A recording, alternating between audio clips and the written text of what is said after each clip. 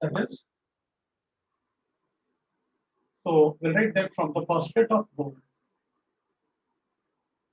Postulate of Bohr theory, ये postulate अपन ने लिखे, ठीक है। ये postulate अपन ने पढ़े थे लास्ट टाइम, तो उन्हीं postulate को मैं डिस्कस करते हैं, ठीक है।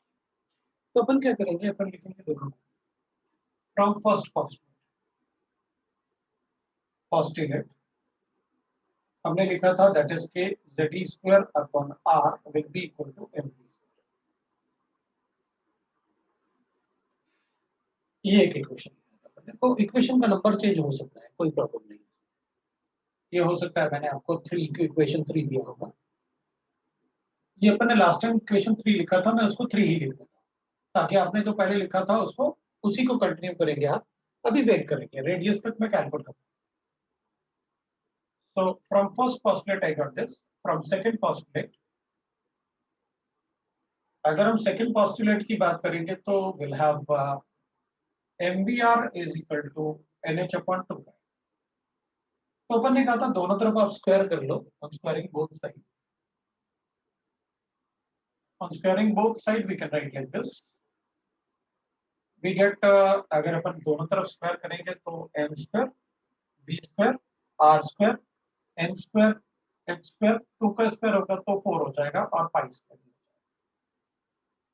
सर यहाँ पे h/2 पाई मतलब किसको रिप्रेजेंट कर रहा है? h/2 पाई अपन ने रिप्रेजेंट अपन ने लास्ट टाइम लिखा था ना बोर का सेकंड पोस्टुलेट कि only those orbit will exist in an atom whose angular momentum is integral multiple of h/2 pi. h is Planck constant.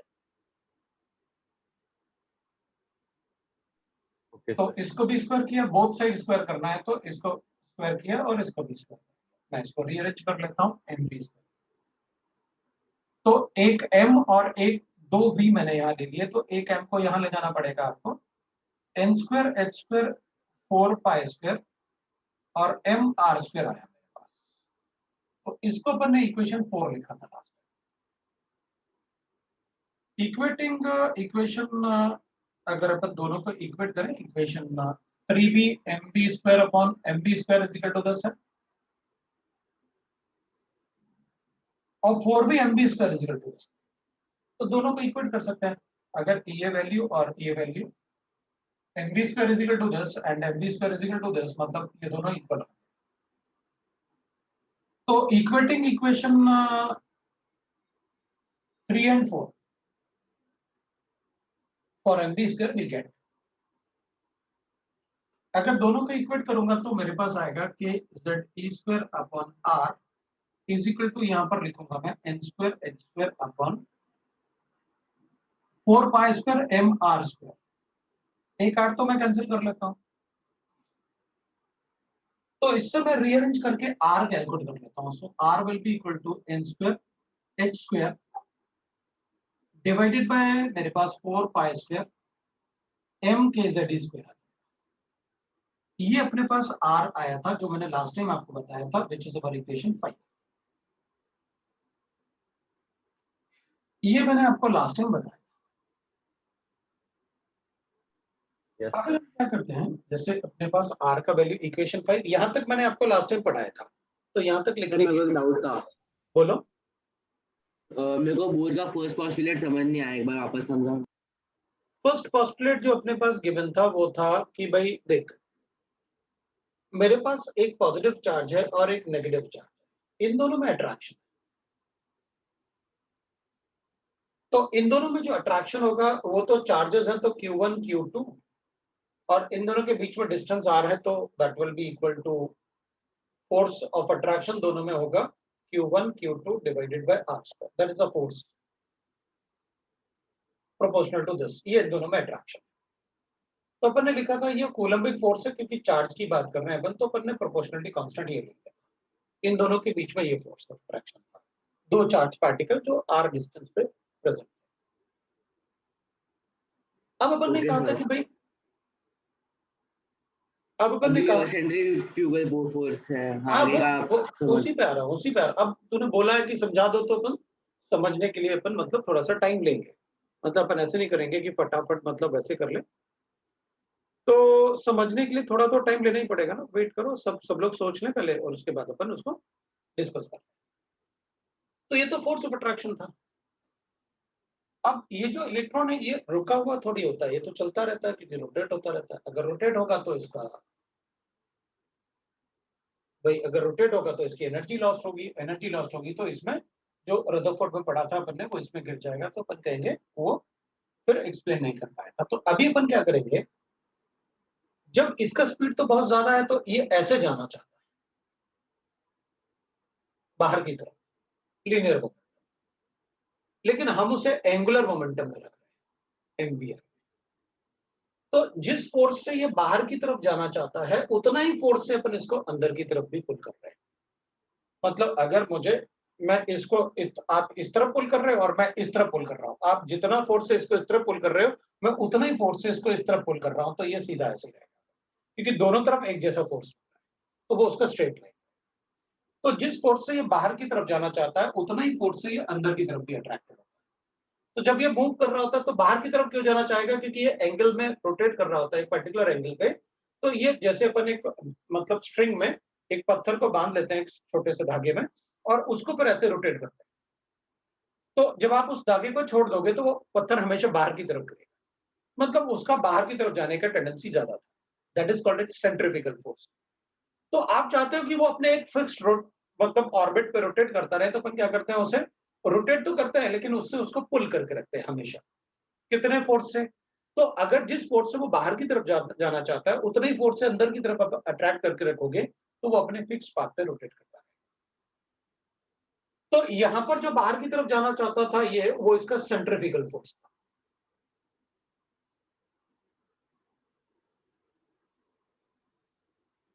वो उसका सेंट्रीफ्यूगल फोर्स, और जो अंदर की तरफ उसको रखना चाहता है वो उसका सेंट्रीफ्यूगल फोर्स, सेंट्रीपिटल फोर्स।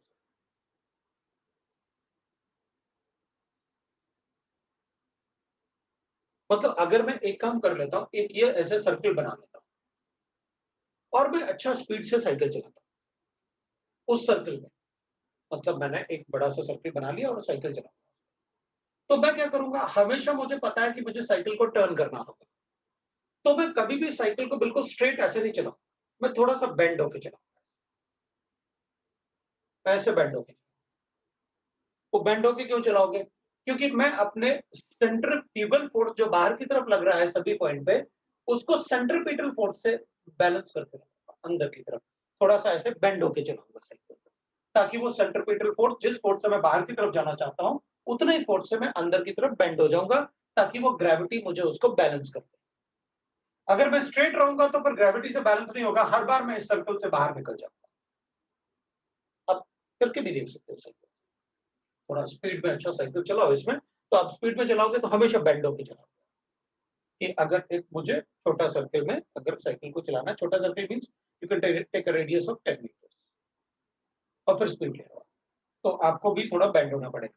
तो इसमें ये सेंट्रीपिटल फोर्स है और ये सेंट्रीफ्यूगल फोर्स है। अब सेंट्रीपिटल फोर्स जो था उसको हमने इसकी जगह क्या लिख लिया कि भाई ये नेगेटिव चार्ज इस पॉजिटिव चार्ज से अट्रैक्ट हो रहा था, तो ये फोर्स एग्जैक्टली उतना ही था जितना Coulombic force.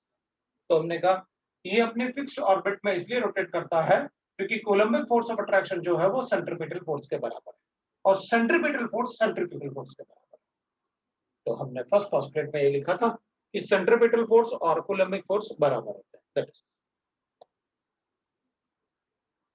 Right.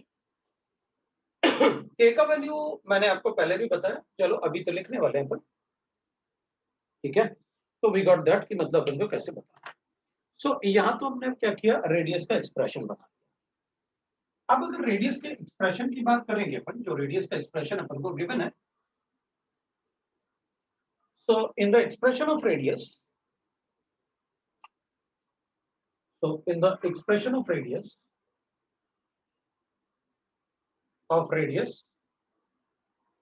the constants, अब उसमें काफी सारे कांस्टेंट है, जैसे n तो नंबर ऑफ शेल हो जाएगा for hydrogen atom, but h तो कांस्टेंट है ना, 6.626 into 10 to the power of -34 joule second. Pi तो अपन को बताने की जरूरत नहीं है, m is equal to mass of electron 9.1 into 10 to the power of minus 31 kg. That is mass of electron. K is equal to, पहले मैंने आपको फोर्स बताया, सो पहले बताया इसको 9 into 10 की पावर 9, रदरफोर्ड में बताया था मैंने आपको एक्सपेरिमेंट में 10 की पावर 9 न्यूटन मीटर स्क्वायर पर कूलम स्क्वायर. Z तो एटॉमिक नंबर होता है, Z is atomic number. N is number for the shell, number for the shell in the atom, वो होता है N. और E is charge of electron. So charge of electron means 1.602 into 10 की power minus 19. N के unit है तो coulomb. अगर इसमें देखा जाए तो N और Z को छोड़ के बाकी सब तो कांस्टेंट है. इवन फॉर हाइड्रोजन एटम, अगर अपन हाइड्रोजन एटम की बात करेंगे, फॉर हाइड्रोजन एटम में तो N का वैल्यू 1 होता है और Z का वैल्यू भी 1 होता है, because Z is atomic number. और अगर Z एटॉमिक नंबर होगा तो उसका वैल्यू 1 होता है. हाइड्रोजन के लिए एटॉमिक नंबर इज 1. तो atomic number is 1 and the value number for the shell is also.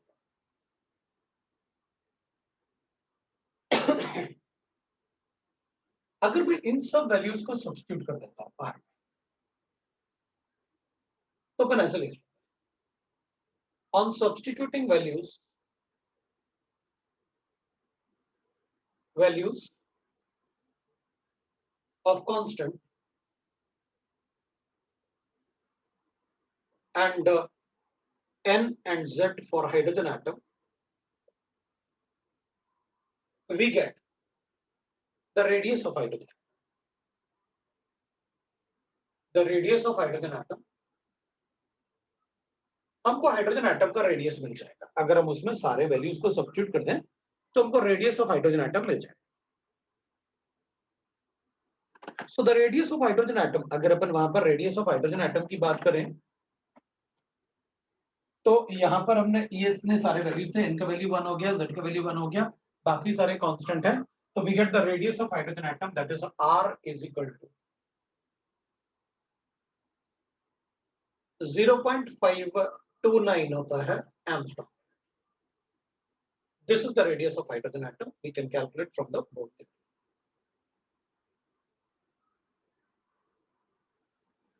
और अगर मुझे किसी दूसरे एटम के लिए भी बात करनी है तो ये दोनों ही तो चेंज होंगे, बाकी सब तो किसी एटम पे थोड़ी डिपेंड करता है कि H का वैल्यू किसी एटम के लिए डिपेंड करेगा, मास ऑफ इलेक्ट्रॉन थोड़ी किसी एटम पे डिपेंड करेगा, ना ही K का वैल्यू और ना ही चार्ज ऑफ इलेक्ट्रॉन.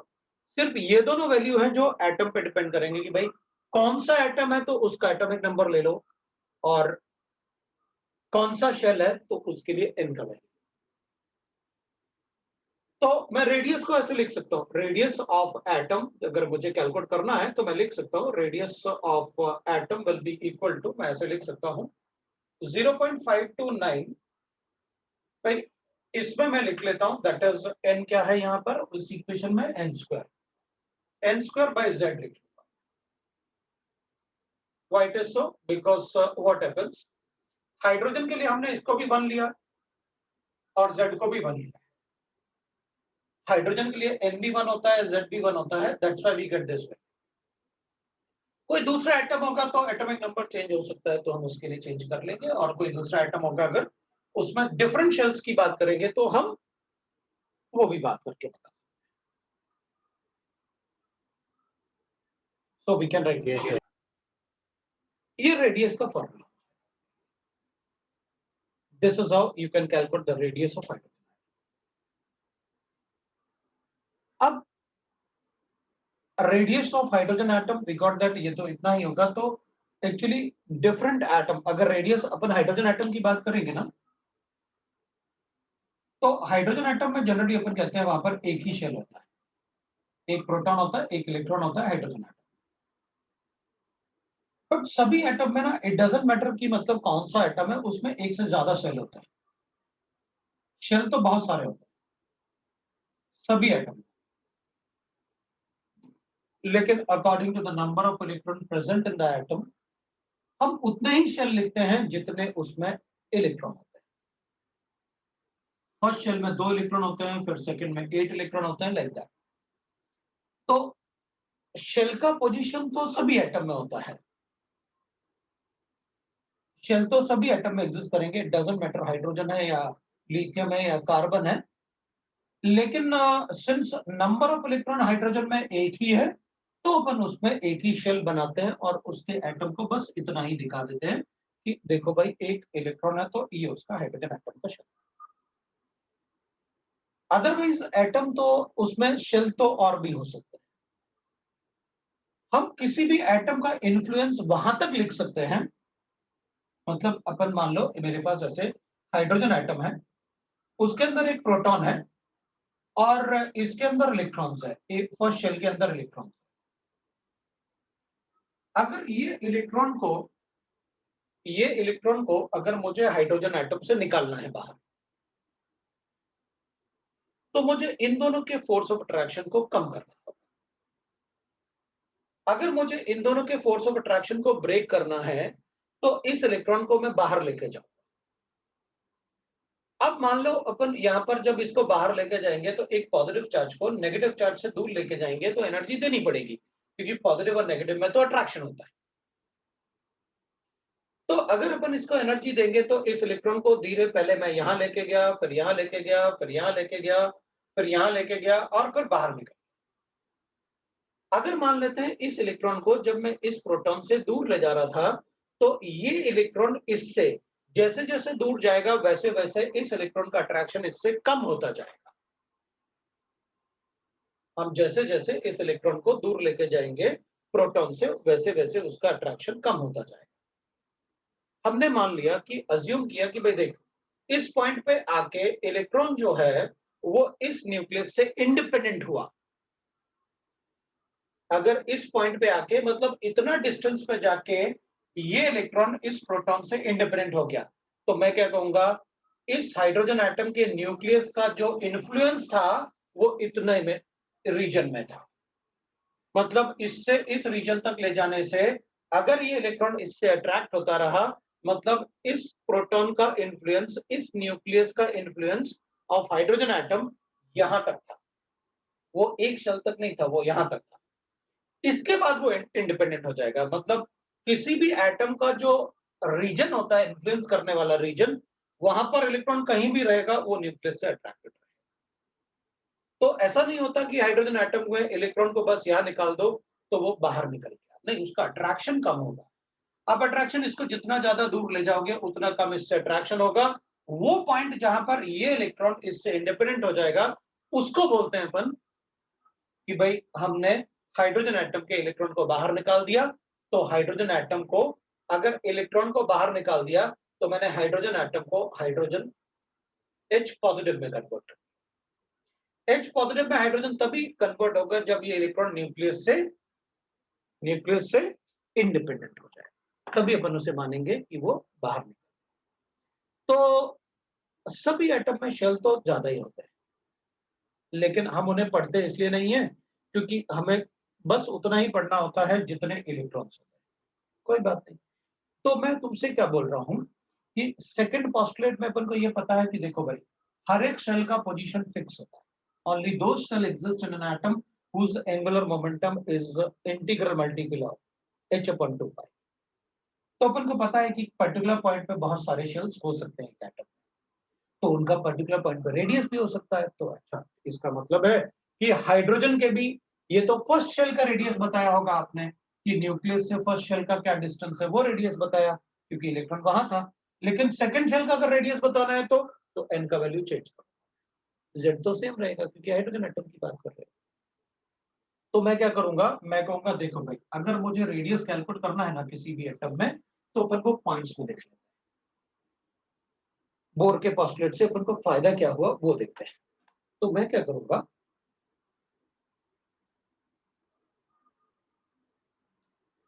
लेकिन और एक और बात, मतलब अगर आप सोच रहे हो कि वो एटम के जो डिफरेंट शेल्स हैं, उन शेल्स को अपन काफी कुछ उसको यूज करेंगे, उनको बहुत सारी जगह यूज करेंगे, पीरियोडिक प्रॉपर्टीज में भी यूज करेंगे। पहले नहीं पढ़ा आपने लेकिन अब पढ़ेंगे। तो मैं आपको जो सेंटेंस बोल रहा हूँ वो धीरे धीरे इसलिए इनपुट कर रहा हूँ ताकि बाद में आपको उसके लिए रेडी कर रहा हूं कि आपको क्या करना है, आपको कैसे पढ़ना है, तो अब हम धीरे धीरे बताऊंगा। अब अपन क्या करेंगे, कुछ पॉइंट्स लिखते हैं इसके बेसिस पर जो मैंने। To calculate the radius of any atom, calculate radius of any atom. Nucleus calculate करने के लिए तो बोर ने बता दिया था तुमको। तो calculate the radius of any atom, we use ये लिखा हुआ r is equal to 0.529 into n square by z angstrom, ये यूज करो। Second point, to calculate the velocity electron in any shell. अगर किसी भी शेल में मुझे इलेक्ट्रॉन की वेलोसिटी कैलकुलेट करनी है तो मैं ऐसे कैलकुलेट करूंगा, v will be equal to 2.18 into 10 की पावर 6 z by मीटर पर यूनिट का ध्यान रखो।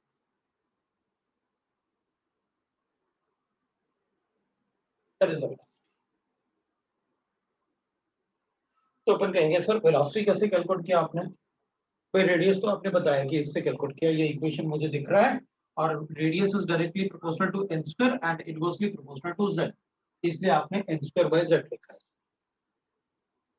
बट वेलोसिटी में आपने z बाय n कर दिया, ऐसा क्यों? तो अपन कहेंगे देखो भाई, हमें एक बात पता है कि अगर मुझे वेलोसिटी कैलकुलेट करना है तो मुझे शेल को भी बताना पड़ेगा शेल कहां पर। तो वेलोसिटी कैलकुलेट करने के लिए अपन क्या करेंगे, नोट लिख लेते हैं। मोस्टली मुझे फॉर्मूले ही चाहिए अभी तो, बोर थ्योरी। नोट, मैं क्या वेलोसिटी कैलकुलेशन करता हूं from second postulate. Second postulate से मैं ऐसे लिख सकता हूं, सेकंड पोस्टुलेट से mvr is equal to nh upon 2 pi लिख सकता हूं। हाँ वो तो पता है अपन को, दिस इज सेकंड पोस्टुलेट आपने बताया है।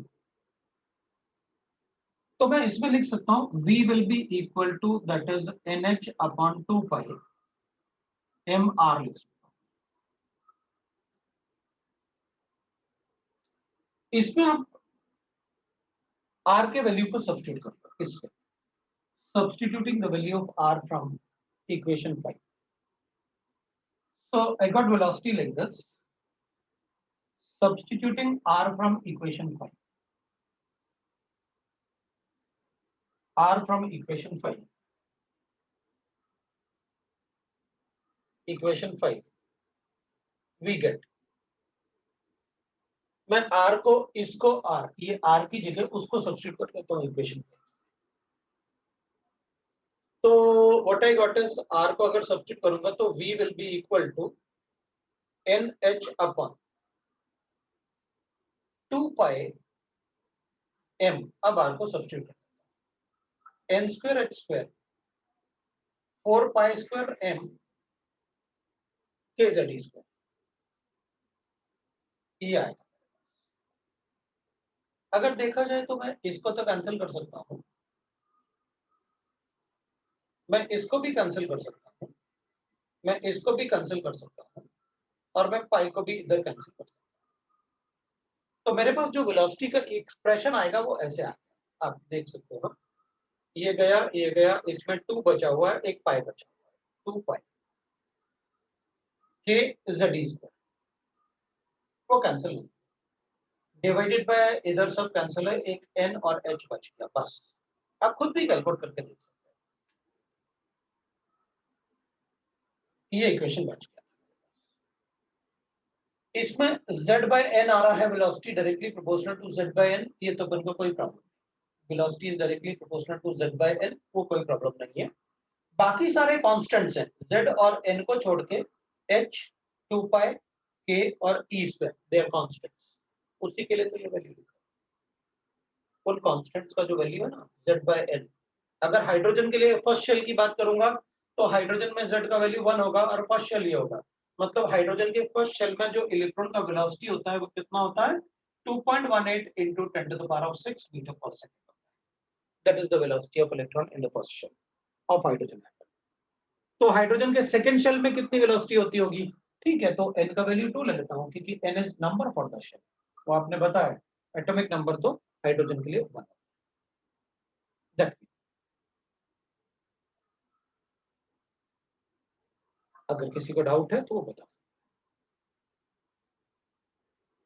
तो अपन No, sir. एक दो क्वेश्चन लिख लेते हैं, एक दो क्वेश्चन करते हैं और उसके बाद फिर अपन पॉइंट नंबर 3 लिखेंगे। वेलोसिटी और रेडियस से रिलेटेड कुछ एक दो क्वेश्चन कर लेते हैं सो दैट कि फिर उसके बाद अपन नेक्स्ट पॉइंट डिस्कस करें। संडे को आपका टेस्ट है, आप एक टेस्ट दे दो, फिर उसके बाद अपन मैं चेक कर लूं कि भाई कैसे क्या तुम लोग टेस्ट को देते हो, फिर अपन डिस्कस करेंगे कि कैसे टेस्ट दिया जाता है अगर तुम लोग गड़बड़ करोगे तो। सर ये वाला पार्ट है क्या टेस्ट में? ऑब्जेक्टिव 20 होंगे और सब्जेक्टिव 5 होंगे। मेंस पैटर्न का टेस्ट होगा, तो इसलिए ये अपना ऑब्जेक्टिव सब्जेक्टिव है और syllabus is up to photo electric.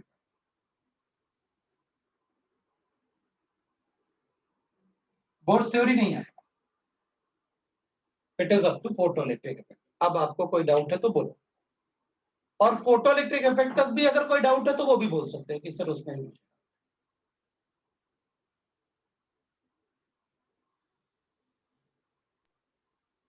अगर फोटो इलेक्ट्रिक इफेक्ट में कोई डाउट है तो आप बोल सकते हैं मुझे फोटो। आपने अगर क्वेश्चन सॉल्व किए हुए हैं तो आप बता दीजिए, या कोई भी किसी टाइप का क्वेश्चन अगर आपके पास है तो वो भी आप कर सकते हैं, कोई प्रॉब्लम। सर हम लोग अभी एक किधर से doubt प्रैक्टिस है। कर रहे हैं? क्वेश्चन को प्रैक्टिस करने के लिए अभी तो आप शीट और डीपीपी और आपके पास है ना शीट, अभी थोड़ी देर अभी अपन अगर बुक ले लेंगे तो फिर अपने पास थोड़ा और सिलेबस आएगा ना, तो फिर इतना ज्यादा बर्डन आएगा अपने पास, अपन को लगेगा सर अब वो बुक जो लिया था वो ऐसे ही हो गया, अपना रखा रहेगा, फिर वो नहीं डिस्कस। सर सर एनसीईआरटी है। एनसीईआरटी है तो एनसीईआरटी सॉल्व करेंगे ना, लेकिन एनसीईआरटी में थोड़ा मिक्स क्वेश्चन है, मैं आपको एनसीईआरटी से क्वेश्चन बता दूंगा। ओके सर, ग्रुप पर क्वेश्चन करने के लिए तुम लोग मेरा एक क्वेश्चन करो, मैं एनसीईआरटी से बताता हूँ कौन से क्वेश्चन का। सर एक रदरफोर्ड मॉडल्स में डाउट था ड्रॉबैक्स का। बोलो। सर मतलब ड्रॉबैक में बताया था कि Rutherford couldn't explain the stability of atoms. So उसका मतलब क्या? उसका मतलब ये था कि देख भाई, एक पॉजिटिव चार्ज और एक अगर कोई नेगेटिव चार्ज पॉजिटिव चार्ज के अराउंड रोटेट कर रहा है, तो अगर कोई नेगेटिव चार्ज रोटेट कर रहा है, मूव कर रहा है, तो वो अपनी एनर्जी भी लूज कर रहा होगा क्योंकि मूव करने के लिए एनर्जी यूज कर रहा होगा। और अगर ये अपनी एनर्जी लूज करेगा तो इन दोनों के बीच में अट्रैक्शन है, क्योंकि पॉजिटिव नेगेटिव है, तो एनर्जी लूज करेगा तो इसको इन दोनों के बीच में डिस्टेंस कम होगा। अगर ये अपनी एनर्जी लूज करेगा ना, तो कंटिन्यूअसली मूव करने के लिए एनर्जी लूज करेगा तो ये अपना डिस्टेंस भी कम करता है, डिस्टेंस कम करेगा तो the electron will fall into the nucleus. तो वो सेंट्रीफ्यूगल वाला पार्ट रदरफोर्ड एक्सप्लेन नहीं कर पाया जो बोल रहे। अच्छा सर, ओके। है ना कि क्यों हुआ ऐसे। और कोई डाउट है किसी का तो आप बता दो, किसी को डाउट होगा तो बता दो। टेस्ट में गैस लॉस भी कराएंगे क्या? मतलब क्योंकि आपने सिर्फ स्टार्ट नहीं, आपने PV is equal to NRT और वो सब भी आएगा? बिल्कुल आएगा। Okay sir. आईटीसी मतलब इंट्रोडक्शन टू केमिस्ट्री, और ये atomic structure up to photoelectric effect. ठीक है, चलो एक क्वेश्चन करते हैं। Calculate the radius of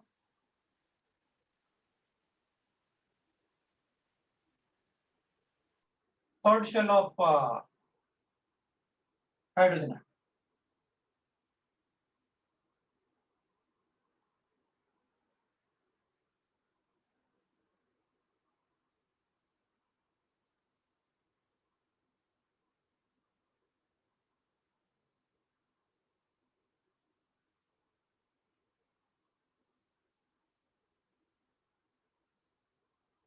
Calculate the radius of second shell of this. फिर थर्ड क्वेश्चन मैं बोलूंगा आपको रेडियस के, तो इसमें गिवन होता है थर्ड शेल का मतलब n का वैल्यू 3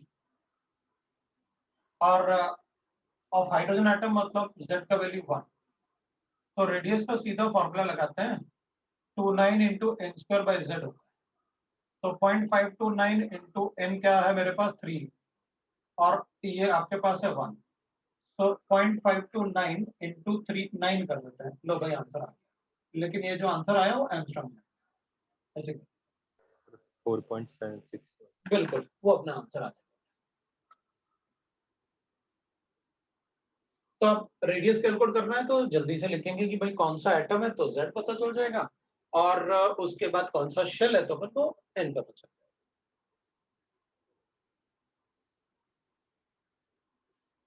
किसी को डाउट है तो बोलो।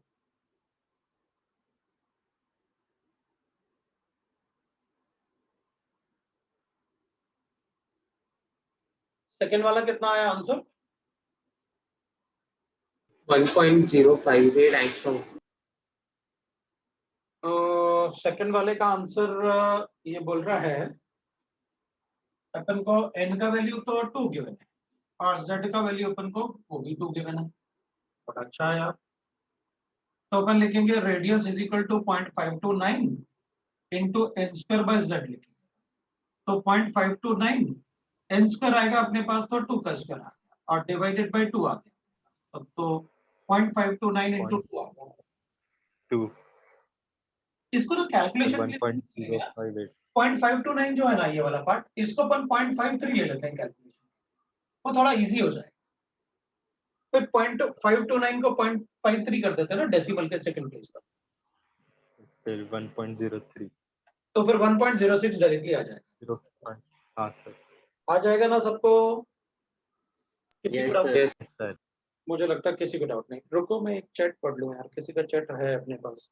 वो कह रहा है sir but didn't but sir तुम लोग भी सुनो मतलब क्या पूछा उसने। But sir but this doesn't take into account the periodic properties of certain groups right?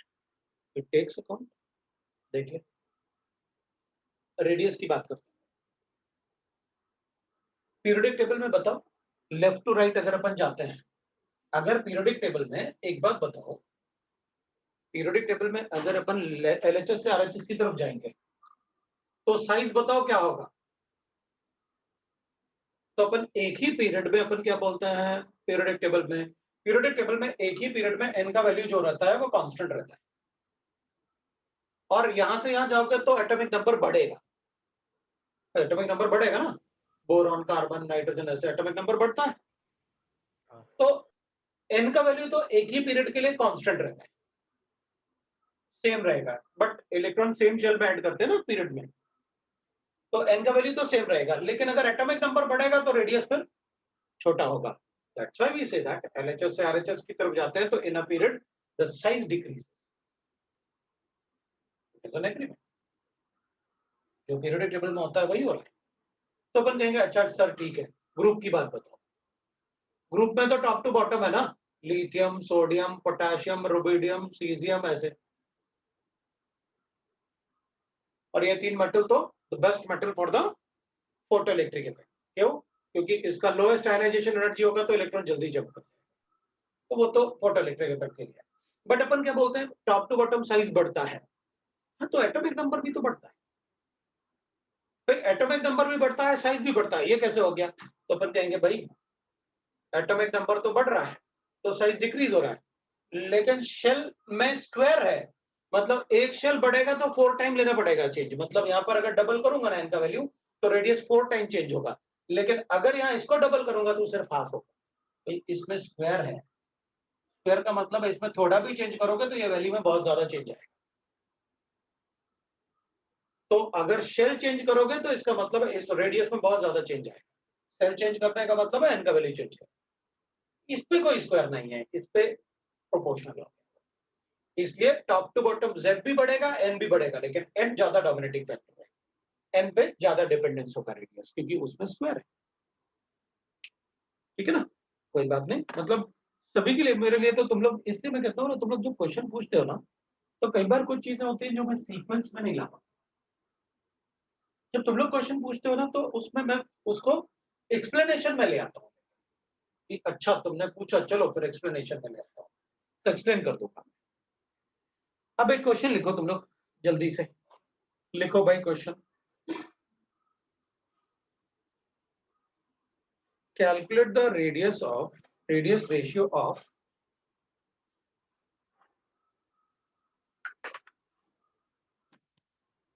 calculate the radius ratio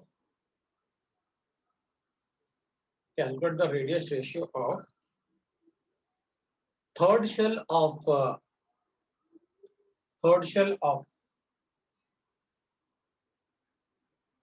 helium ion with respect to second shell of lithium ion। Lithium के लिए लिख लेता हूँ, second shell of lithium, third shell of, ठीक है, so third shell of helium and second shell of lithium।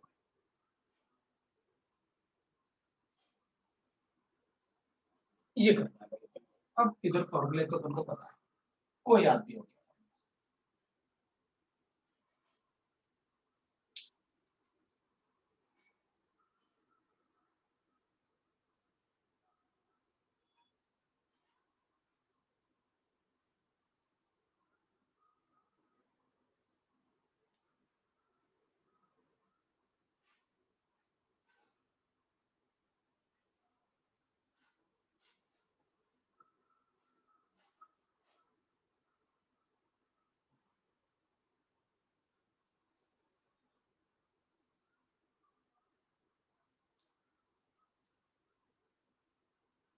Sir 27:8 आ रहा है।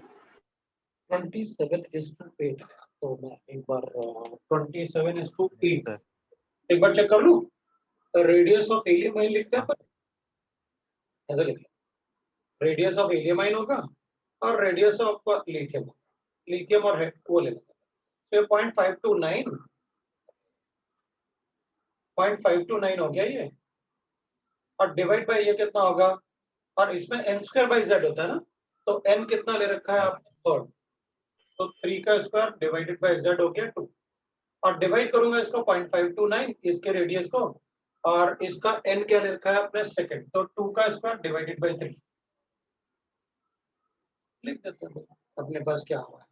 तो कितना आएगा अपने पास, तो अपन कहेंगे देखो भाई ये तो कैंसिल हो गया, ये अपने पास कितना आ गया, ये अपने पास 9/2 into 9/4 ऐसे लिख दूंगा सीधा, है ना, 9/2 और इंटू हो जाएगा, ये हो जाएगा 3/4, 27/8 आ रहा है। 27/8। Yes sir. लो भाई 27/8 बताया, और वो सही है। अगर किसी को डाउट नहीं है तो फिर रेडियस में अपन को कोई प्रॉब्लम नहीं कैलकुलेशन में। चलो वेलोसिटी की बात, calculate the velocity of electron, एक क्वेश्चन लिखो, calculate the velocity of electron, calculate the velocity of electron present in the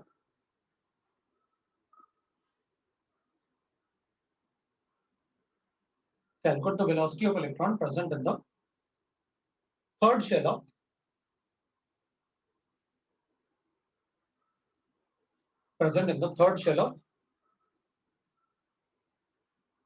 lithium atom, present in the third shell of lithium atom,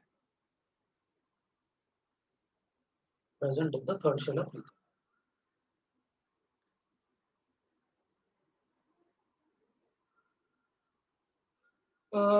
कुछ अपन ने, किसी ने और मुझसे कुछ पूछा था, sir what about the exceptions, oxygen radius है slightly greater than radius of nitrogen, गलत,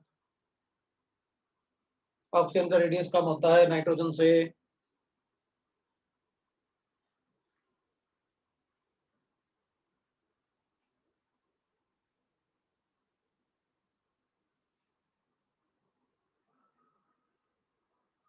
चलो 2.1 मैंने थर्ड शेल ऑफ लिथियम लिखा।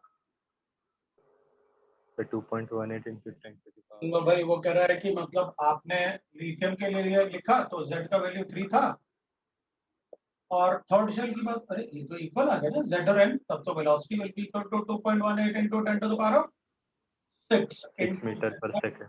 है ना, z/n था, तो मीटर पर सेकेंड। अब ये दोनों तो इक्वल है, कैंसिल हो गए इसमें, तो ठीक है, अपना आंसर आ गया 2.10⁻6 इंटू 3/3। लो भाई, मीटर पर सेकेंड याद। मतलब अगर मैं हाइड्रोजन के फर्स्ट शेल की बात करता ना, तो हाइड्रोजन के फर्स्ट शेल के लिए तो ये दोनों 1 1 होते हैं। मतलब हाइड्रोजन के फर्स्ट शेल में जितना वेलोसिटी होता है ना, उतना ही velocity third shell of lithium. तो अपन डायरेक्टली फॉर्मूला कैलकुलेट कर सकते हैं, कोई प्रॉब्लम नहीं। एक और लिखो question, calculate the ratio of velocities, calculate the ratio of velocities of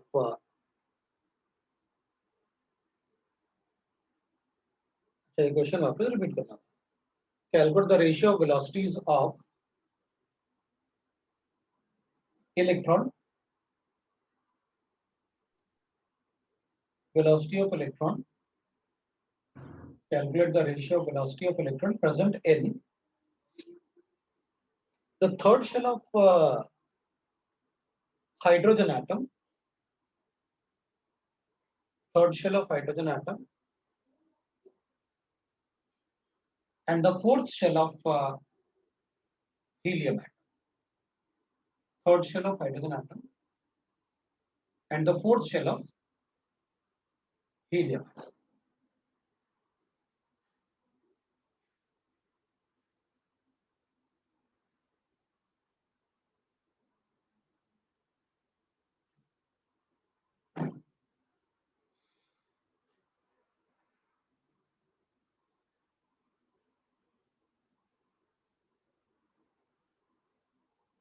तो ये बोल रहा है अपन से रिपीट द क्वेश्चन। भाई रिपीट वाला तो पहले वाले के लिए लिखा था, third shell of hydrogen atom and the fourth shell of helium लिखा था।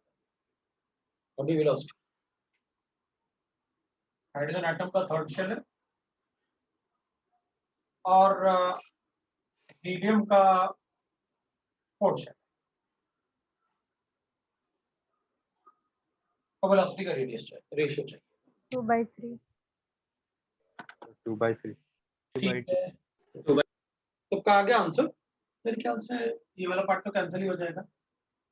तो इसमें वेलोसिटी 2.18 into 10⁻6 z इसके लिए हाइड्रोजन के लिए 1 हो जाएगा और n 3 हो जाएगा, और इधर 2.18 into 10⁻6 तो कैंसिल हो जाना है, और ये हीलियम है तो z तो 4 हो जाएगा और ये 2 हो जाएगा। तो ये तो ऐसे कर लेंगे, 1/3 into 2/4 ना, 2/4 ऐसे आएगा। हाँ जी, सर 4/2। क्या लिखूं मैं? सर वो इंटू 4/2 होगा। z अपने लिए 2 हो जाएगा। हाँ, ये 2/4 हाँ सर। है ना, तो अपन क्या लिखेंगे, ये 4/2 आ जाएगा, तो भाई 2/3 आ रहा है, ये हो जाएगा। तो ये अपन ने अब वेलोसिटीज में ऐसा कोई एक क्वेश्चन लिखने का कोई मतलब नहीं, वेलोसिटी लिख सकते हैं, बस ये वैल्यू ध्यान रखनी चाहिए। इक्वेशन याद होगा तो अपन कैलकुलेट कर, ठीक है, तो अपन ऐसे कैलकुलेट करके बता। So this is about the velocity. अगर किसी को डाउट है तो आप पूछ सकते हैं। अब अपन बात करते हैं पॉइंट नंबर 3 की। जैसे मैं बात कर रहा था कि देखो, फिर अपन पॉइंट नंबर 3 की बात करेंगे। अब अपने पास आया कि भाई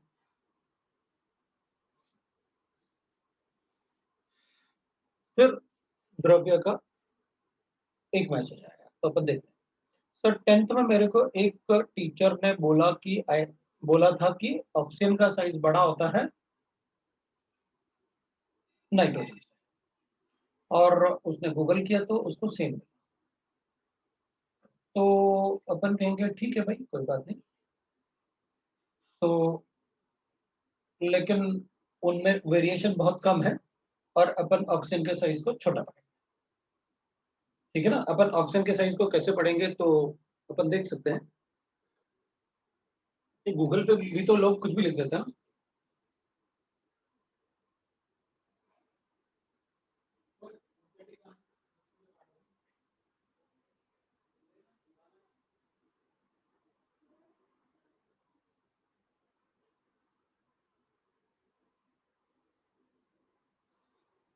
तो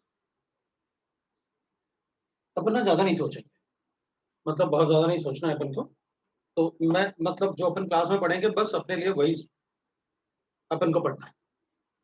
तो अब अपन को ज्यादा वो नहीं करना कि भाई कैसा क्या है, कहाँ क्या करना है, ठीक है। अपन को तो मतलब है भाई कैसे अपन को पढ़ना है।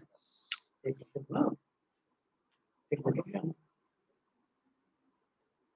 अब देख अपन ना उसके लिए वो मतलब उसके दिमाग में ना चलता रहे, इसलिए उसको अपन ऐसे करते हैं, उसके दिमाग को वो करते हैं, ठंडा करते हैं।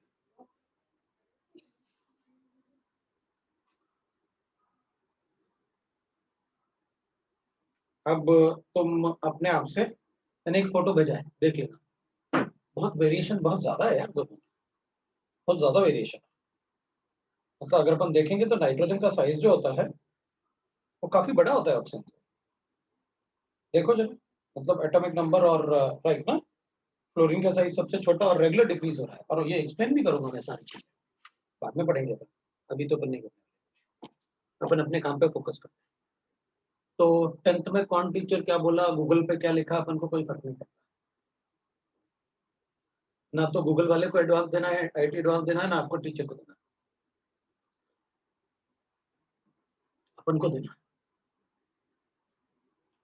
अच्छा अच्छा नाम नहीं लेना था। हाँ तो ठीक है ना, ठीक है ना। तो अपन ऐसा बोल देते हैं कि मतलब ठीक है। तो अपन को कोई प्रॉब्लम नहीं है। उसका नाम तो, नाम कहाँ लिया मैंने, नाम तो बोले नहीं मैंने। नाम तो किसी को नाम सुनाई दिया उसका? लो सब लोग मना कर रहे हैं, नो सर नो सर लिख रहे हैं। कोई नाम बता सकते हो मैंने नाम क्या बताया था? अच्छा जिसका नाम लिया था वो बता सकता है उसका नाम क्या था? अच्छा ठीक है छोड़ो, कोई फर्क नहीं पड़ता है। ऐसे वैसे भी अपन मतलब अभी ना थोड़े दिन में ऑफलाइन डाउट्स होने शुरू शुरू हो जाएंगे, तो तुम लोग 5-5 लोग करके वैसे भी सेंटर आओ। थोड़े नंबर ऑफ केसेस 25 से नीचे आ जाए ना ऑल इंडिया, तो अपन फिर उधर आके बाहर या जैसे भी अपन को परमिशन मिलता है ना, तो अपन ऑफलाइन डिस्कशन शुरू कर सकते हैं, कोई प्रॉब्लम नहीं है ना। तो काफी बच्चे तो ऐसे में 12th वाले बच्चे तो अभी भी डिस्कस कर लेते हैं। हम्म, वो तो कुछ लोग तो सोसाइटी के आसपास रहते हैं तो वो तो कर लेते हैं, सोसाइटी में ही रहते हैं, मेरी सोसाइटी में ही रहते हैं और डिस्कस कर लेते हैं, इसलिए कोई डाउट नहीं है बिल्कुल। हाँ ठीक है ना, नाम भी बोल दिया तो ठीक है ना, अच्छी बात है। वो तो मैं डिस्कस कर रहा था, मुझे आता है, छोड़ो क्या दिक्कत है। चल अच्छा पढ़ते हैं। मैं क्या बोल रहा हूँ, point number 3, to calculate energy of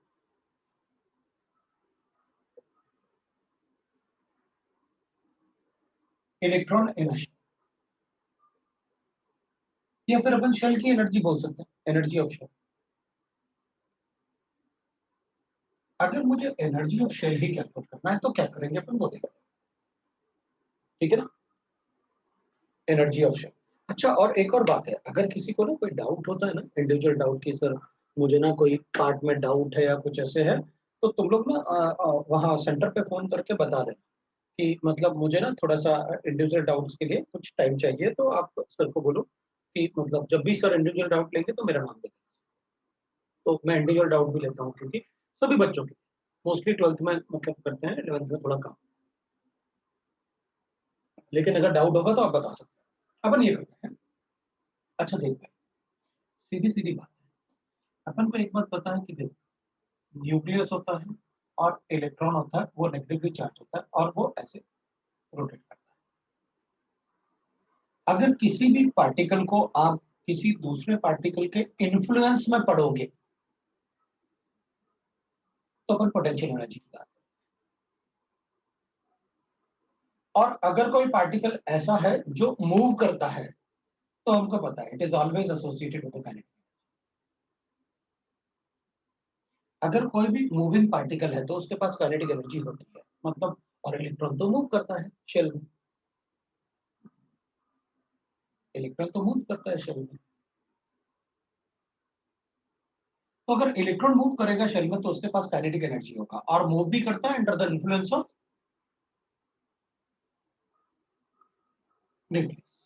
इसका मतलब इसमें पोटेंशियल एनर्जी भी होगी। तो अपन क्या करेंगे, total energy of the shell और एनर्जी ऑफ द इलेक्ट्रॉन। अब जिस शेल में इलेक्ट्रॉन होगा तो जितनी उस इलेक्ट्रॉन की एनर्जी होगी उतनी उस शेल की एनर्जी होगी, और वाइस वर्सा। मतलब या तो आप शेल का एनर्जी कैलकुलेट कर लो, तो जो इलेक्ट्रॉन उस शेल में होगा उसकी एनर्जी भी उतनी होगी, क्योंकि अट्रैक्शन तो उसका भी होगा और वो भी मूव कर रहा होगा, उसकी काइनेटिक एनर्जी और पोटेंशियल एनर्जी। तो अपन कहेंगे देखो भाई, अगर आप मुझसे ये पूछ रहे हो कि what will be the total energy of the shell, तो अपन कहेंगे देख भाई, total energy of the shell जो होता है ना, that will be equal to, मैं लिखूंगा काइनेटिक एनर्जी प्लस पोटेंशियल, क्योंकि electron is a moving particle, उसके पास काइनेटिक एनर्जी है, और electron is moving under the influence of nucleus, so उसके बाद न्यूक्लियस। Potential energy. तो अपन कहेंगे ठीक है भाई, ये मुझे टोटल एनर्जी कैलकुलेट। अब अपने दिमाग में आएगा सर एक बात बताओ, अपन को चार्ज पार्टिकल है, electron is a charge particle, कैसे कैलकुलेट करें उसका काइनेटिक एनर्जी? तो अपन कहेंगे देख भाई, हमें एक बात पता है कि वी नो दैट, अपन को एक बात पता है, देख भाई अपन पहले काइनेटिक एनर्जी की बात, तो kinetic energy is equal to half m v. तो अपन कहेंगे देखो, फ्रॉम फर्स्ट पोस्टुलेट, अगर अपन फर्स्ट पोस्टुलेट की बात करें तो उसमें क्या होगा, अपन कहेंगे फर्स्ट पोस्टुलेट में कि Z square upon r is equal to होता है एम वी स्क्वायर। इक्वेशन 3 लिखा था ना फर्स्ट पोस्टुलेट से। फर्स्ट पोस्टुलेट अपना ऐसे था, ये angular momentum, force of attraction is equal to, तो अपन ने आर को कैंसिल करके लिख दिया। मैं फर्स्ट पोस्टुलेट से ये लिख सकता हूं, क्या करूं, दोनों तरफ 1/2 से मल्टीप्लाई करूं,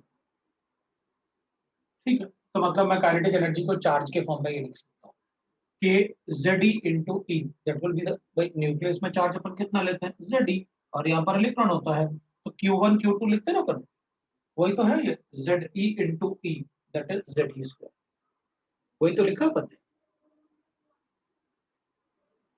ठीक है। तो अपन कहेंगे ठीक है भाई, मुझे ये पता चल गया कि काइनेटिक एनर्जी कैसे लिखना है, so this will be equal to kinetic, ये पता,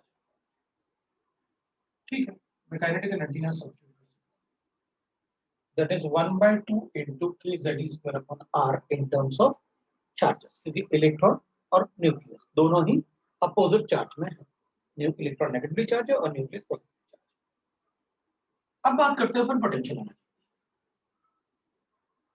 पोटेंशियल एनर्जी क्या होता है, तो अपन कहेंगे देखो, पोटेंशियल एनर्जी होता है फोर्स इनटू डिस्टेंस।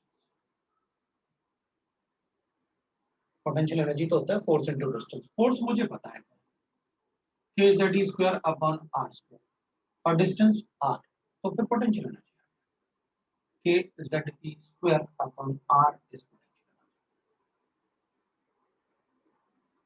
अब एक बात होता है कि for attraction potential energy is always, for attraction potential energy is always negative. Attraction के लिए पोटेंशियल एनर्जी हमेशा नेगेटिव होता है और रिपल्शन के लिए पॉजिटिव। अगर कोई भी दो पार्टिकल हैं उनके बीच में अगर अट्रैक्शन हो रहा है तो ऑब्वियस सी बात है इनकी एनर्जी डिक्रीज होगी अट्रैक्शन की वजह से। तो अगर एक पॉजिटिव है एक नेगेटिव है तो इनमें 100% अट्रैक्शन होगा, अट्रैक्शन से एनर्जी हमेशा कम होगी। यही तो रदरफोर्ड में अपने ड्रॉबैक में भी पढ़ा था कि भाई ये ऐसे मूव करेगा तो एनर्जी लूज करेगा, एनर्जी लूज करेगा तो अट्रैक्शन बढ़ेगा, अट्रैक्शन बढ़ेगा तो ये पास होता जाएगा, ये ऐसे पास आएगा तो फॉल कर जाएगा। तो अट्रैक्शन में एनर्जी हमेशा कम होती है, मतलब एनर्जी नेगेटिव में साइन देगी। और अगर रिपल्शन है तो दो सिमिलर पार्टिकल्स में, दो सिमिलर चार्जेस में हमेशा रिपल्शन होगा, इन दोनों के बीच में या इन दोनों के बीच में हमेशा रिपल्शन। अगर रिपल्शन होगा तो उनकी एनर्जी बढ़ती है। रिपल्शन मतलब होता है एक तरीके से वो दूर जा रहे हैं तो उनकी एनर्जी बढ़ेगी, और जो अट्रैक्शन होता है वो पास आते हैं और पास आते हैं तो उनमें एनर्जी कम होती है, तो इनकी एनर्जी कम होगी। तो potential energy is always negative for attraction and it is always positive for repulsion. तो अपन कहेंगे देखो भाई एक बात है, जैसे न्यूक्लियस है मेरे पास और शेल्स है। अब अपन कहेंगे इलेक्ट्रॉन किसी भी शेल में रहे, उसका अट्रैक्शन तो हमेशा रहेगा न्यूक्लियस से। इसका मतलब है कि हमेशा अगर उसका अट्रैक्शन न्यूक्लियस से रहेगा, तो इसका मतलब है कि फिर तो पोटेंशियल एनर्जी इन दोनों के बीच में मुझे हमेशा बताना पड़ेगा नेगेटिव।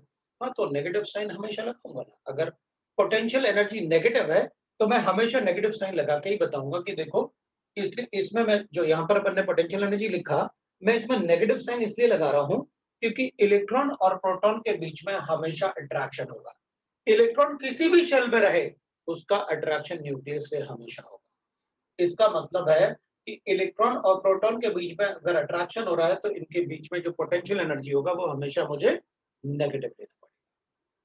तो अपन लिखेंगे भाई पोटेंशियल एनर्जी होता है फोर्स इनटू डिस्टेंस। तो मैंने पोटेंशियल एनर्जी लिख लिया, that will be equal to force into distance. ये भी पोटेंशियल एनर्जी हो गया, that will be force into distance. तो आपने पोटेंशियल, अब आप क्या करो, काइनेटिक एनर्जी और पोटेंशियल एनर्जी को इसमें substitute. On substituting the kinetic energy and potential energy,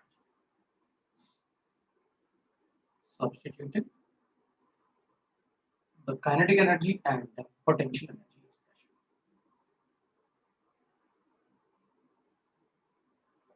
expression we get। तो जरा इसमें सब्स्टिट्यूट करो और बताओ मुझे क्या आया इसमें कैलकुलेट करके। काइनेटिक एनर्जी की जगह अपन ये लिख लेंगे, पोटेंशियल एनर्जी की जगह ये लिखेंगे, और मुझे जरा कैलकुलेट करके बताओ क्या एक्सप्रेशन आया एनर्जी का। आपको कैलकुलेट करो जल्दी से।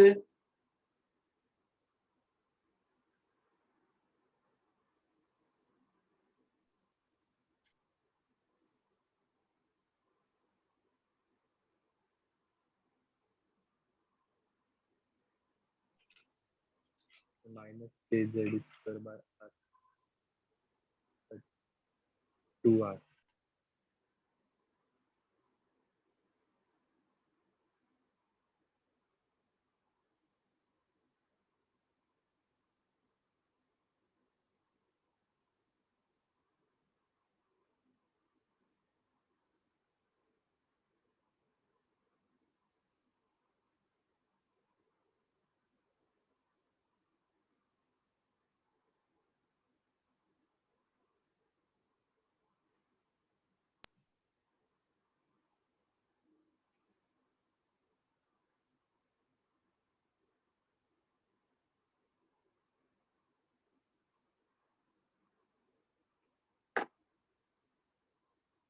हो गया। तो वो पार्ट आप लिख लेना है मार्जिन से ऊपर कि भाई काइनेटिक एनर्जी और पोटेंशियल एनर्जी जो है अट्रैक्शन के लिए हमेशा नेगेटिव और रिपल्शन के लिए हमेशा पॉजिटिव। ठीक है, वो अपन लिख लेंगे। तो अपने पास आंसर आ गया। अपन से कहा जा रहा है कि सर आपने लिखा हुआ है kinetic energy is equal to half k Z square upon r, और प्लस ये माइनस है k Z square upon r, ये है। तो ये एक तरीके से -1 है, ये हाफ है, ये वैल्यू सेम है ना दोनों में, तो इसको अपन लिख सकते हैं क्योंकि ये तो कॉमन है दोनों में, ये वाला पार्ट। तो अपने पास टोटल एनर्जी जो आएगा ना of the shell, the total energy of the shell that will be equal to -1/2 k Z e square upon r. ये आ रहा है मेरे ख्याल से सभी को आ रहा है। Yes sir. सभी को आ रहा है। Yes. हाँ सर। अब अपन क्या करेंगे, on substituting value of r, on substituting r from equation 5 and constant we get.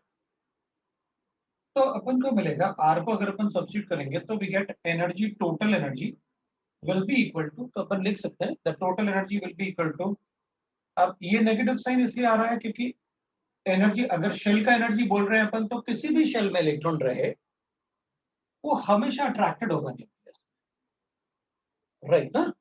तो तो हमेशा अट्रैक्टेड होगा न्यूक्लियस में। तो अपन लिखेंगे एनर्जी इज इक्वल टू, तो आर को सब्स्टिट्यूट करने के बाद अपन को पता है व्हाट इज आर, मतलब E total will be equal to, अपन इसलिए नहीं जा रहे अब उसमें क्योंकि इतने एक्सप्रेशन अपन लिखेंगे तो परेशान हो जाएंगे आप। आर का वैल्यू अपन को पता है क्या होता है, n square h square into 4 pi square k Z e square m. अब इस एक्सप्रेशन को नया एक्सप्रेशन करते हैं, उतना जरूरत नहीं है, अपन को डायरेक्टली फॉर्मूले करते हैं। हमें इसकी जरूरत थी इसलिए क्योंकि मैं आपको बताना चाहता था कि पोटेंशियल एनर्जी हमेशा नेगेटिव होगा अट्रैक्शन। मुझे इसकी जरूरत थी क्योंकि काइनेटिक एनर्जी कभी अपन को कैलकुलेट करने के लिए बोल सकते हैं। और टोटल एनर्जी ऑब्वियसली बात है, कहां से कैलकुलेट किया आपने, energy of the shells will be equal to 13.6 into Z square, अपन यहाँ पर आएगा ना Z square by n square electron. लो भाई, मैं किसी भी शेल का एनर्जी इससे कैलकुलेट करके बता, और इलेक्ट्रॉन वोल्ट को जूल्स में कन्वर्ट करना अपन को आता है, बस अपन को मल्टीप्लाई करना होता है इसको किससे, 1.602 इंटू 10 की पावर माइनस 19 से, तो मिल गया।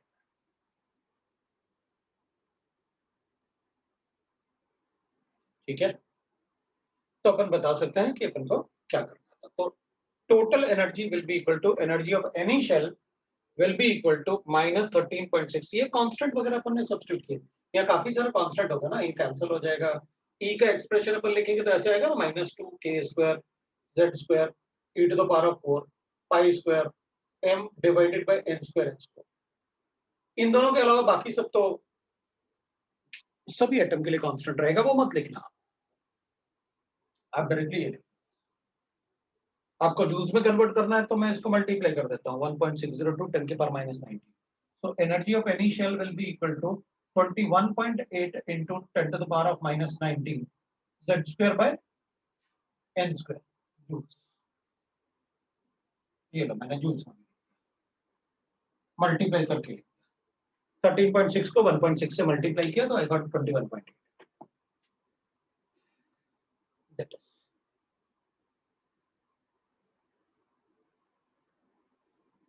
ठीक है, तो ठीक है, किसी भी शेल का एनर्जी कैलकुलेट करना है तो एन आपने दे रखा है, नंबर फॉर द शेल होता है, जेड एटम पे डिपेंड करता है, खुद ही कैलकुलेट करके बता दूंगा। चलो कैलकुलेट करते हैं।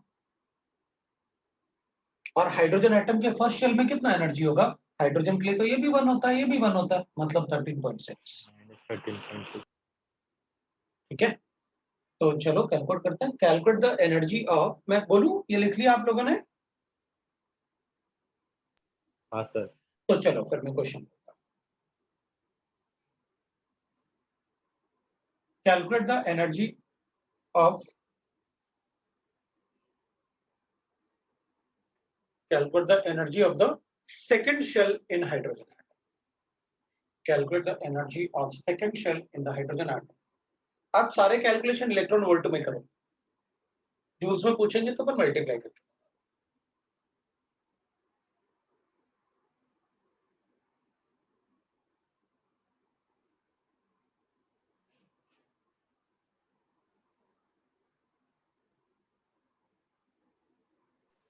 सर कौन सा? कितना आया, -3.4। माइनस 3.4 4। सबसे आया। Yes sir. क्वेश्चन दिया था Yes, आपको, कि क्वेश्चन था कि energy of second shell in hydrogen atom in H atom, है ना।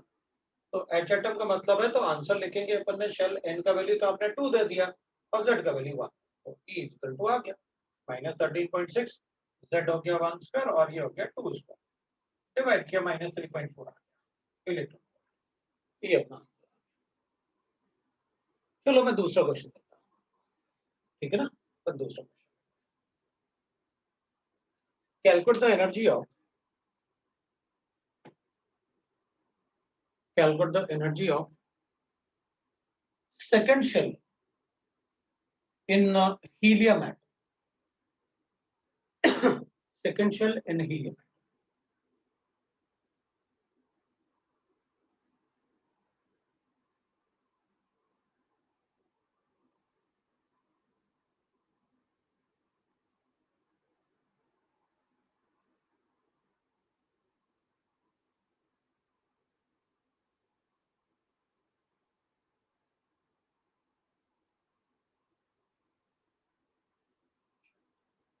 -13.6 इलेक्ट्रॉन वोल्ट्स। ठीक है, अब हीलियम एटम होगा तो Z will be equal to 2 और N भी इक्वल टू 2 क्योंकि सेकंड शेल है।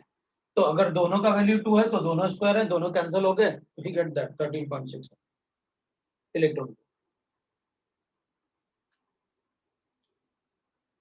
पक्का? Yes, sir. सबको समझ Yes, sir. आया? ठीक है। अच्छा एक बात और ना, अपन मतलब क्वेश्चंस के बीच में ही लिखना है नोट करके। क्या मैं ऐसे लिख सकता हूँ energy of any shell will be equal to minus of kinetic energy?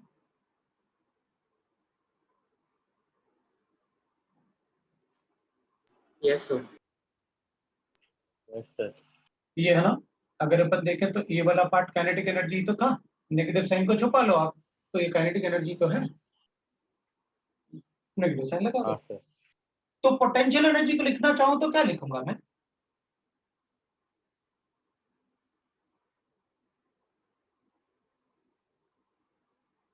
क्या लिखूंगा मैं?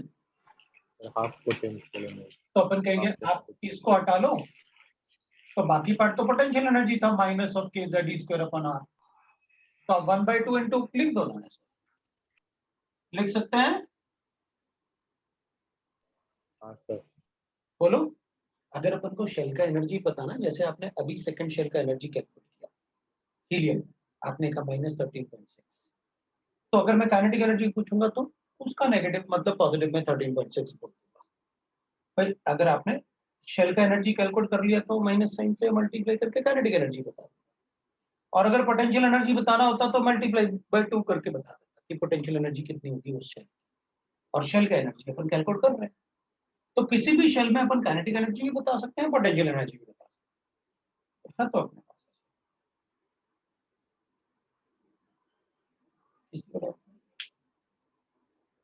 एवरीबॉडी गॉट इट ना? Yes sir. चलो Yes. दूसरा क्वेश्चन, ठीक है ना? तो अगर मान लो मेरे पास अब ना जैसे ऐसे शेल लिखते हैं ना अपन, ऐसे हाइड्रोजन एटम हो गया, ये फर्स्ट शेल है, ये सेकंड शेल है, ये थर्ड शेल, ऐसे बनाएंगे अपन। तो इसकी जगह ना मैं ऐसे बना देता हूँ, मेरे पास ये हाइड्रोजन एटम है, ये उसका न्यूक्लियस एच एटम, और ये शेल फर्स्ट वाला shell n equal to 1 n equal to 2। अपन कहेंगे कोई फर्क नहीं पड़ता सर, मैं इसको सर्कुलर ऐसे लिखूं, n इक्वल टू 1 हो गया, ये n इक्वल टू 2 हो गया, ऐसे लिखूंगा n इक्वल टू 3 हो गया, ऐसे लिखूंगा, तो ऐसे लिख दो आप, हमें क्या फर्क पड़ेगा, हम अज्यूम कर लेंगे कि वो सर्कुलर ऑर्बिट है। तो n equal to 3, n equal to 4, 5, 6 nth shell तक लिख सकते हैं अपन। तो कितने लिखने होते हैं सर? तो अपन कहेंगे नहीं भाई, आपकी मर्जी, आप जितना चाहो लिख सकते हैं। तभी तो मैं बता रहा था कि सभी एटम में शेल्स तो बहुत सारे होते हैं, हम लिखते नहीं है बिकॉज उतने इलेक्ट्रॉन नहीं होते हैं, इसलिए अपन उनको लिखते हैं। आपने अभी मुझे कैलकुलेट करके दिखाया कि ये मेरे पास इक्वेशन है, हाइड्रोजन एटम है तो Z का वैल्यू 1 होगा, इसके लिए अपन को पता है। N का वैल्यू अगर 1 होगा तो मैं इसको लिख लूंगा फर्स्ट शेल का एनर्जी -13 इलेक्ट्रॉन, और अगर सेकंड शेल का एनर्जी लिखना है तो -3.4 इलेक्ट्रॉन वोल्ट लिखूंगा। अभी आपने कैलकुलेट भी किया second shell of atom, yes sir. तो Z का वैल्यू तो 1 ही रहेगा। अगर एटम वही है और उसी के शेल्स की बात करनी है तो मैं n चेंज करता रहूंगा। n का वैल्यू 1 था तो ये 1 स्क्वायर से डिवाइड किया 13.6, 2 होगा तो 4 से डिवाइड करके ये, 3 होगा तो मैं 9 से डिवाइड करके ये लिखूंगा 1.5 1 इलेक्ट्रॉन वोल्ट, और अगर n का वैल्यू 4 होगा तो मैं 16 से डिवाइड करके -0.85 इलेक्ट्रॉन वोल्ट लिख लूंगा, और अगर n का वैल्यू 5 होगा तो मैं 25 से डिवाइड करके -0.54 इलेक्ट्रॉन वोल्ट लिख लूंगा, और अगर 6 लिखोगे तो मैं 36 से डिवाइड करके -0.377 इलेक्ट्रॉन वोल्ट लिख लूंगा। 7 nth लिख उसको nth, उसको छोड़। मतलब मैं सभी में कैलकुलेट कर सकता हूँ, मुझे किसी को डाउट नहीं, अपन ने इसी से कैलकुलेट किया एनर्जी ऑफ द शेल्स। अब अगर मान लो आपने मुझसे कहा शेल्स होते हैं क्या?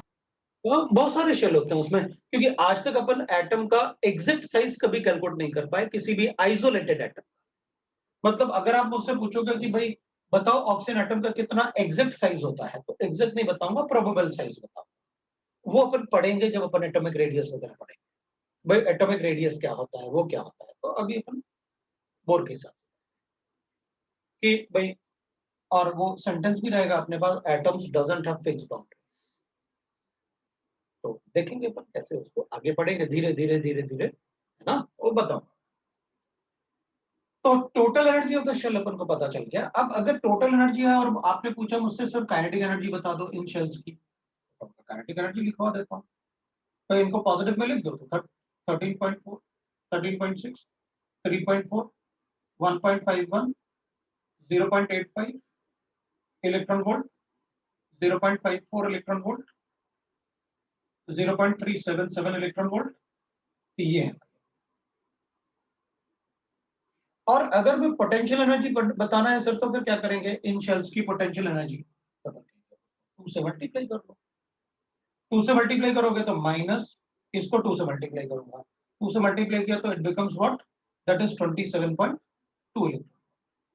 दिस इज माइनस 6 पॉइंट, जो एनर्जी होगी उसको 6.8 electron, minus 3.02 electron, minus 1.7 electron, minus 0.108 electron.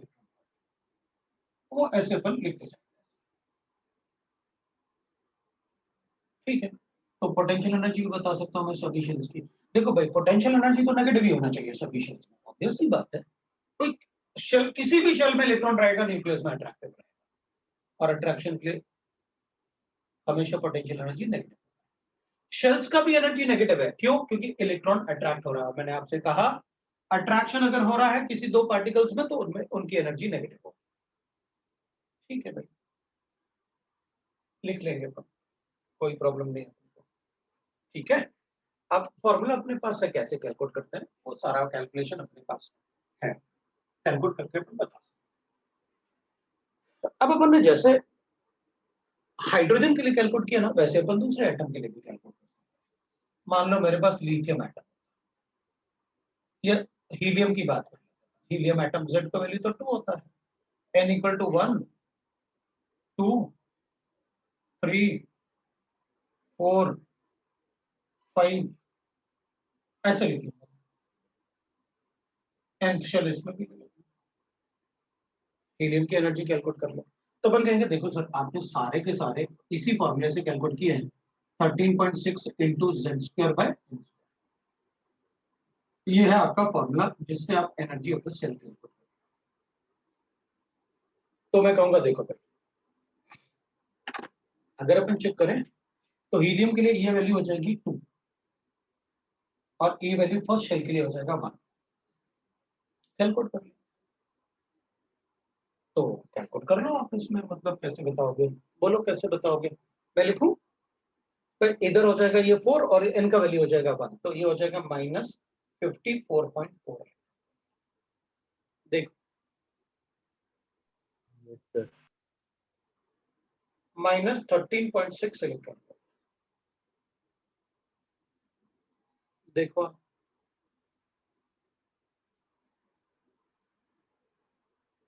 Minus 6.04 electron,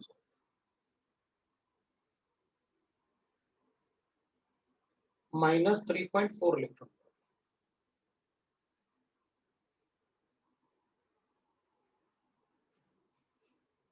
minus I will write that is 4 ना, तो 2.16 इलेक्ट्रॉन।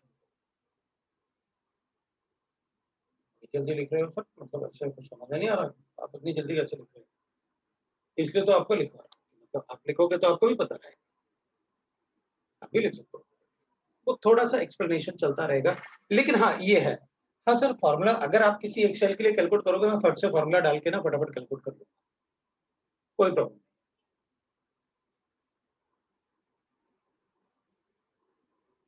मैं लिथियम के लिए भी कैलकुलेट, लिथियम के लिए पूछ लो, तो लिथियम के लिए क्या होगा, तो लिथियम के लिए मैं लिखूंगा Z इक्वल टू 3 होता है, n का वैल्यू 1 हो जाएगा, 2 हो जाएगा, 3 हो जाएगा, 4 हो जाएगा, 5 हो जाएगा, 6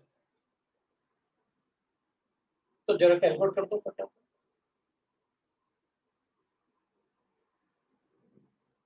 ये वाले वैल्यूज दो तो मैं बता सकता हूँ, ये -13.6 इलेक्ट्रॉन वोल्ट है और ये -3.4 है।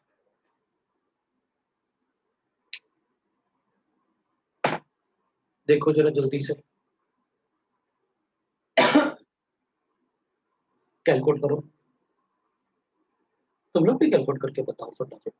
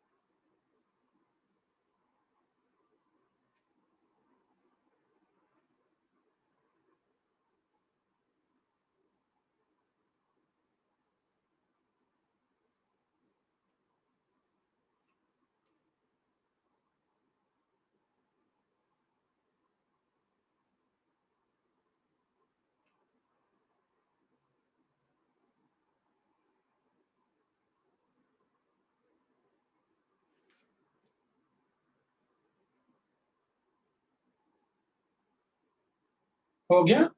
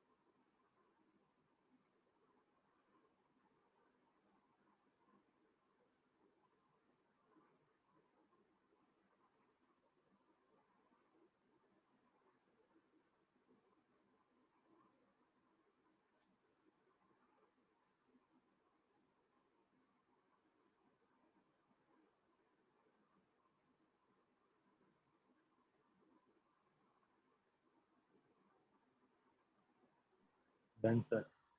Done sir. हो गया? तो ठीक है भाई, ये कितना आ गया अपने पास? 120 2.4 2.4 ओए, इलेक्ट्रॉन वोल्ट। ना, यस और सर। ये -30.6 six electron sorry volt, sir. और ये माइनस 1.65 7.6 7.6 इलेक्ट्रॉन। और ये फिफ्थ वाला 4.9 राउंड ऑफ करके। 4.9 इलेक्ट्रॉन वोल्ट। चलो भाई ठीक है। अच्छा, पता है मैं ऐसे भी लिख सकता था इसको,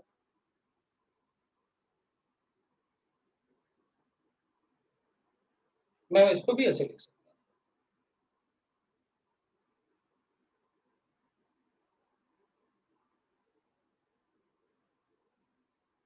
मैं इसको ऐसे कर लेता, मैं इसको ऐसे भी लिख सकता।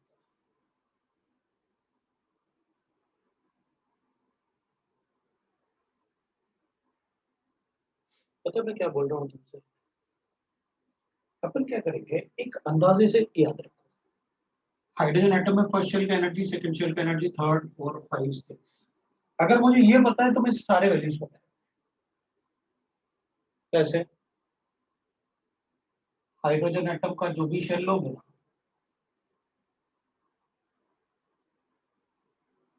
जो भी शेल है, इसको 13.6 को z स्क्वायर से मल्टीप्लाई कर दो। जैसे हाइड्रोजन का फर्स्ट शेल है ना, तो इसके फर्स्ट शेल का एनर्जी कितना होगा, तो मैं इसको 4 से मल्टीप्लाई कर लूंगा। मेरा आंसर। इसका जो सेकंड शेल का होगा ना एनर्जी, इसको 4 से मल्टीप्लाई करूंगा तो ये आ जाएगा। इसको 4 से मल्टीप्लाई करूंगा तो ये आ जाएगा।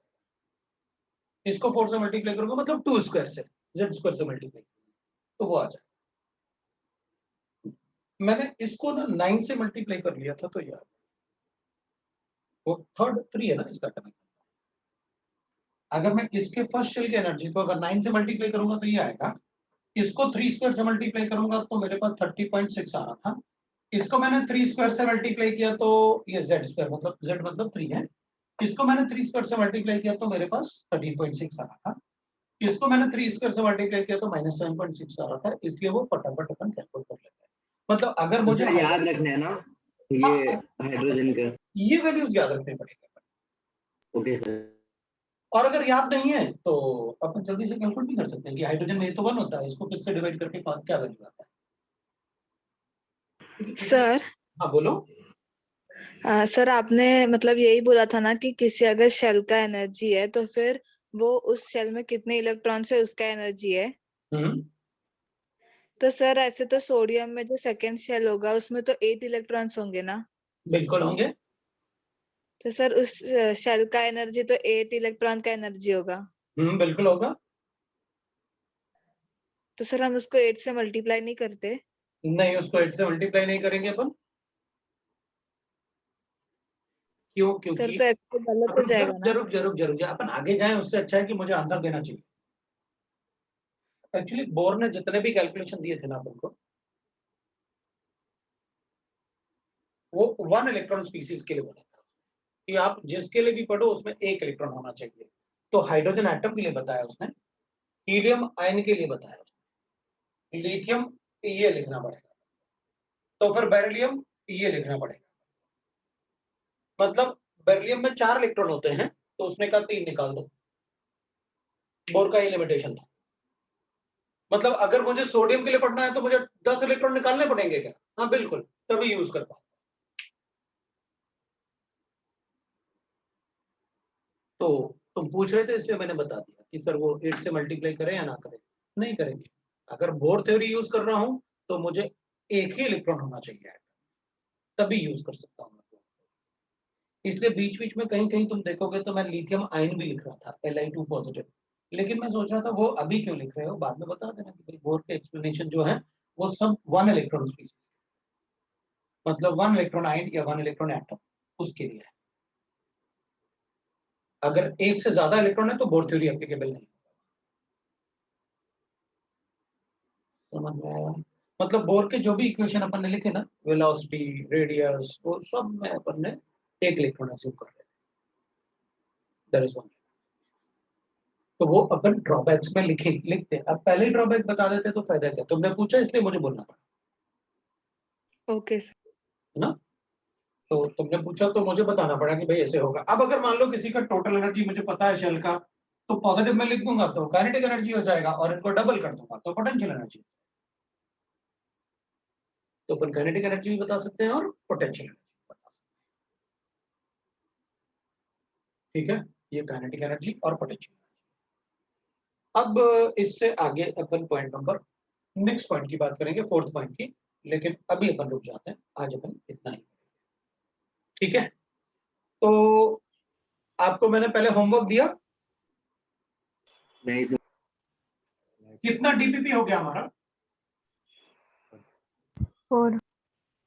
डीपीपी 4 हो गया। तो अभी आपका होमवर्क है डीपीपी 5। तो DPP 4 में सिर्फ 11 तक ही हुआ है। डीपीपी 4/6 11 तक हुआ है। अच्छा सिर्फ 11 तक हुआ है तो उसको कंप्लीट करो। और शीट से होमवर्क दिया ना मैंने।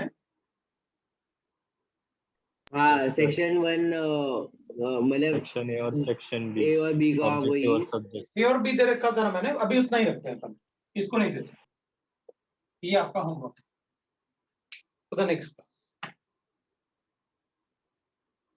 और एक डीपीपी रखते हैं, दो डीपीपी तुम लोग फिर करोगे नहीं इतना सारा।